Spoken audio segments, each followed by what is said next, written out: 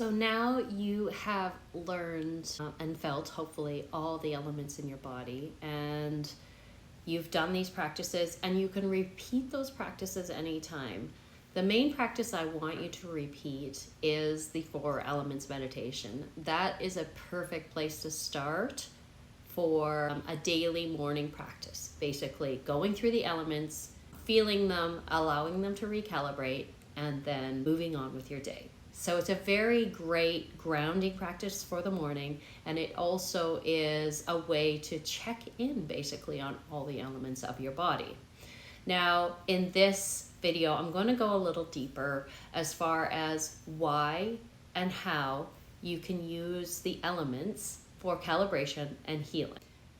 So the main point of this calibration practice is to be able to hold your frequency at the highest level for you. I like to bring in the analogy of a tuning fork. And if you have a tuning fork ringing at its own vibration and you bring another tuning fork without a vibration near it, they both start resonating at the one with the strongest frequency. So the one with a strong frequency affects those around it.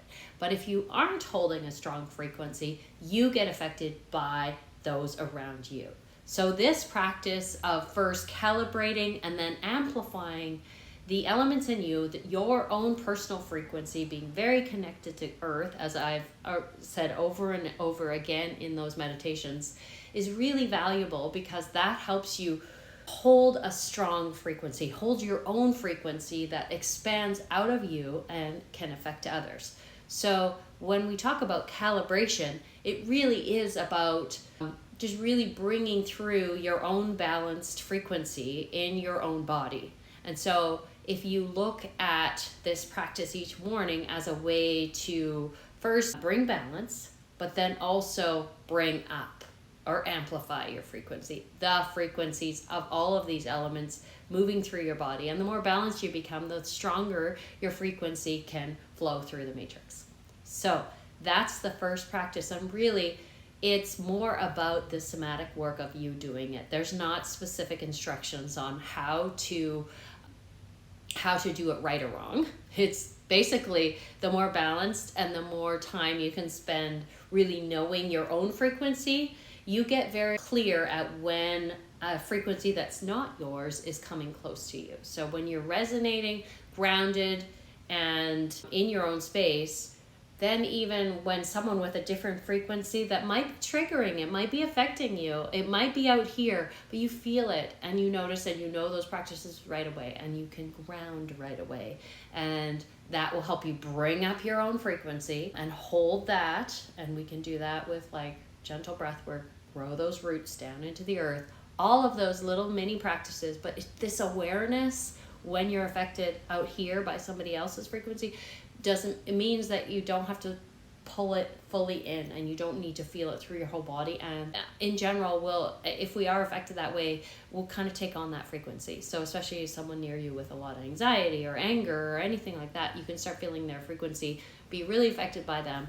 And of course, on this program is to learn the practices to hold your own. So that's the first thing. And then the next thing I want to talk about is this healing work. And this gets into your relationship with the energetic consciousness in your body. So we did those individual meditations to start to get to know the elements in your body.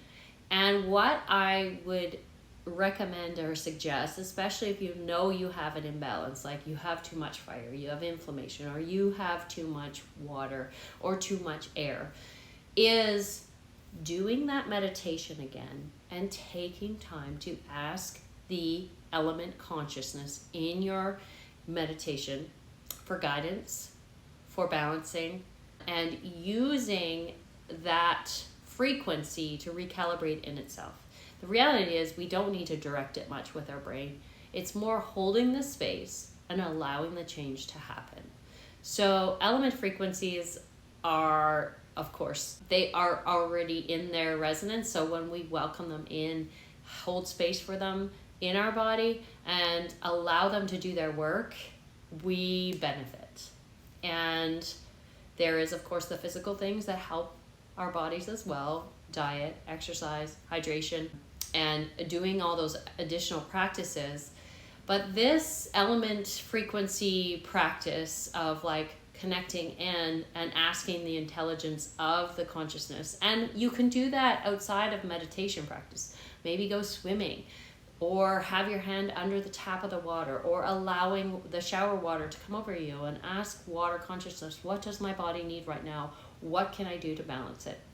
So that practice, even using the elements outside, like that interaction with water or an interaction with earth, hold on to a tree, ask tree, what do I need to help my body be more grounded, more balanced?